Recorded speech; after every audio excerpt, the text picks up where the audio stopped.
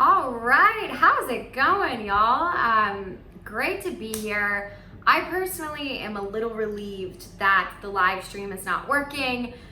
Some of you may know, but I actually had the interesting experience of having people from QAnon come after me this week, which, if you're not familiar, it's a very, very far-right conspiracy theory group. Don't want to go into too much detail about that because I'm honestly a little concerned my conservative family members will try to join. But yeah, so 2020 has been a year. And it is the year that I finally came out to my parents as a Democrat. Yeah, it's been hard for them. And I think if you're thinking of the stages of grief they're really in the bargaining phase right now, which has less to do with me and more with the fact that they just really like a good deal. I'm pretty sure that if there were a Republican version of me on sale at Costco, they would just kind of go with that option. Oh, does she come with a warranty?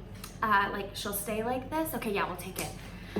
And then, it's been tough. I'm a sports fan, huge sports fan, and it's been tough the past few months not really having sports to watch, but there has been some. I've been watching a ton of gymnastics, mental gymnastics.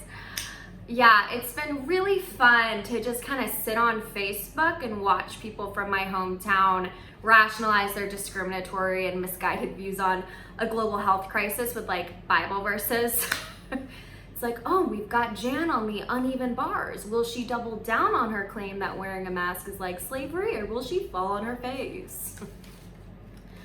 Yeah, another thing I'm noticing a lot is that the MLM girls have really come out in full force. And if you're not familiar with what an MLM is, it's how period schemes rebranded themselves in 2020.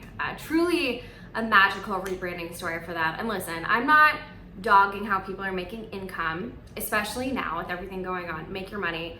However, what I do have an issue with is just how they market the opportunities, mostly to women, because they always say the same kind of shit. One of those being, don't you want to be your own boss?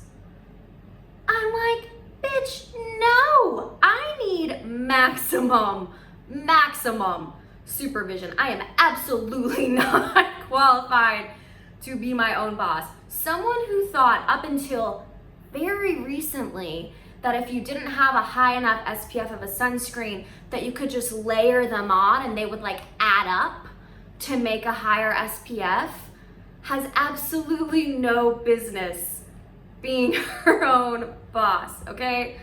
Try a different marketing strategy. And similarly, that goes for catcalling. So I've been thinking about catcalling because obviously it hasn't happened to me because I've been chilling at home, as you should be too. And what I've realized, what bothers me about catcalling, similarly, is the messaging. So not just the fact that it's offensive, but it's always inaccurate, right? So I'll be, walking down the street, doing my thing, and they'll be like, oh, hey, sweetheart. Y'all, I am not a sweetheart. If they said something along the lines of hey girl with attachment anxiety because of your parents' divorce, I'd be like, now that's interesting. What, I'm just curious, what were the signs? Were you into that?